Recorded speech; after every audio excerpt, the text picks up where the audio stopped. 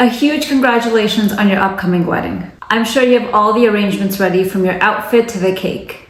But have you discussed your finances with your soon-to-be spouse? Welcome back to Tea with Aditi, and let's dive right in. Now, I know this won't happen to you, but did you know that 25% of divorces happen because of financial stress? So what are the 9 most important things to consider before saying I do? Number 1, income and net worth. It seems simple, but most people don't openly talk about this. Before getting married, talk about what your annual income is. If you're a business owner, be transparent about what your business's annual profit is. Discuss your debts, your credit card debts, your student debts, if you have a mortgage, if you've ever filed for bankruptcy, your gambling debts, whatever it might be. Be open about it. Number 2, spending patterns and annual expenses. Be open about what you spend annually on things like luxury, dining, entertainment, groceries, shopping, whatever it might be. And if you don't have a clear idea yourself, make an Excel sheet and figure it out and discuss that with your partner. Number 3, make a budget for your household expenses. Make a plan for what you're going to spend on things like groceries, subscriptions, dining out,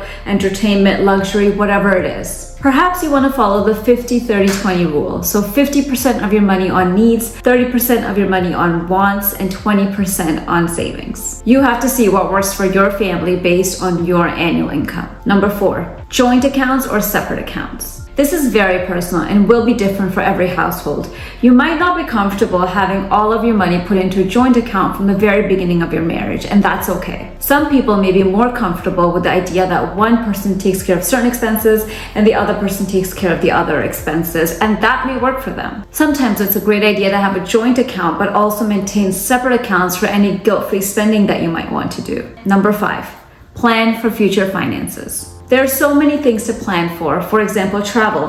How many trips do you plan to take? What will you spend? Will it be $2,000 trips, $10,000 trips? It all depends per family. Another big thing to think about are children. If you decide to have children, will one of you take extra time off and stay at home? In the future, will you pay for their education? Will you be covering a lot of their expenses? Another consideration is retirement. You both have to be on the same page for how you plan to save for that. If one of you is constantly saving while the other is spending everything, it might not look fair. So you want to consider what strategy you're using for saving towards retirement. Then there's career paths. Is there a chance that you might change your career and you might need support from the other spouse? Or maybe starting a new business, how can this impact your finances? And lastly, you want to discuss an emergency fund. You want to make sure you have some sort of emergency fund in place in case anything unexpected happens. Number 6, review beneficiaries and estate planning documents. You probably already have certain accounts that require a beneficiary,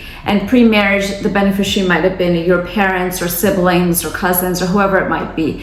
You probably want to consider changing those post-marriage. Another thing you want to review is your insurance beneficiary. If you're going to buy a house or have any debts, you probably want to make sure your spouse is a beneficiary on any insurance policies that you have. You also want to review your wills and your powers of attorney for health and death. In some countries, pre-existing wills before marriage are no longer valid after marriage, so it's probably something you're going to want to redo. Number 7, prenup agreements. A prenup agreement can be beneficial for some couples. It's a legal document that sets expectations should there be a divorce. If there are substantial premarital assets or future inheritance or family wealth, a prenup agreement can protect an individual if there were to be a divorce. Again, this won't apply to all couples, but if it applies to you, consider having a conversation with your lawyer. Number 8, meet with a financial planner. Originally, you were only thinking about one person. Life was much simpler. Now there will be 2 incomes, more expenses, and many more things to plan for. It's very important to have a clear picture of your current financials as well as your future. Number 9,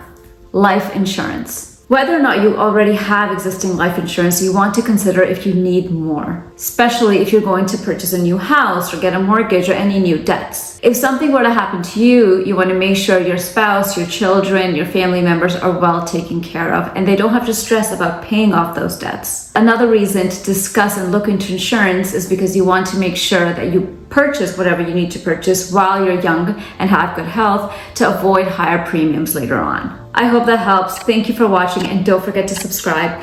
Best of luck with wedding planning. Take care.